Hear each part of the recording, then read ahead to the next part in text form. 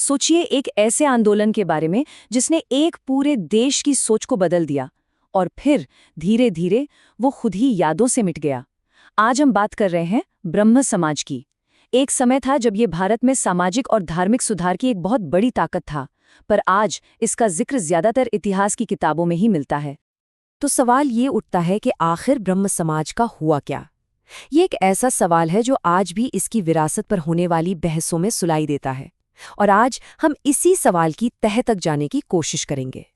इसका जवाब ढूंढने के लिए हमें समय में पीछे जाना होगा। चलिए चलते हैं साल 1828 के कलकत्ता में, जहां इस आंदोलन की नींव रखी गई थी।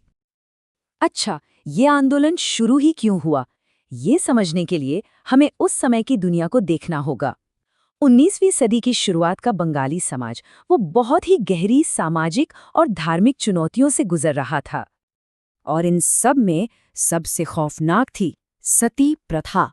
एक ऐसी क्रूर प्रथा जिसमें विधवाओं को अपने पति की जलती चिता पर जिंदा जलने के लिए मजबूर किया जाता था।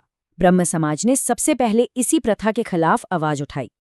तो माहौल ऐसा था कि बदलाव की जरूरत हर कोई महसूस कर रहा था, और इसी माहौल में एक दूर की सोच रखने वाले इंसान एक बिल्कुल नए, एक क्रांतिकारी विचार के साथ सामने आए। ये थे राजा राममोहन रॉय, एक ऐसे समाज सुधारक जो कभी थके नहीं। उन्होंने ही हिंदू समाज में फैली कुरीतियों को दूर करने और उसे आधुनिक बनाने के लिए ब्रह्म समाज की स्थापना की थी।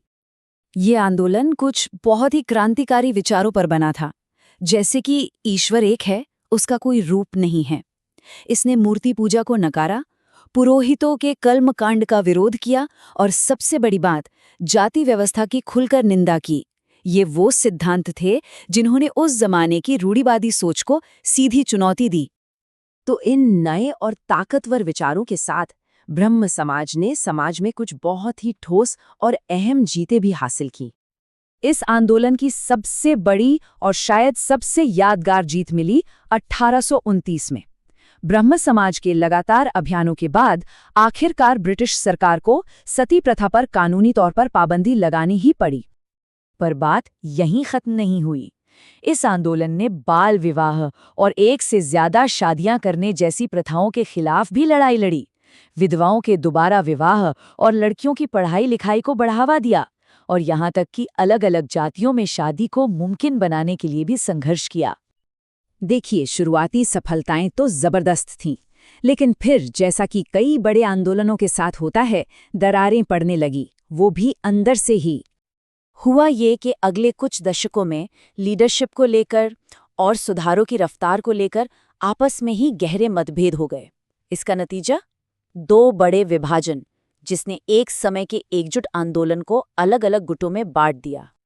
और ये गुट दो अलग अलग रास्तों पर चल पड़े। एक तरफ था आदि ब्रह्म समाज, जो थोड़ा रूढ़िवादी था, और दूसरी तरफ था भारत का ब्रह्म समाज, जिसका नजरिया कहीं ज्यादा रैडिकल और सार्वभौमिक था।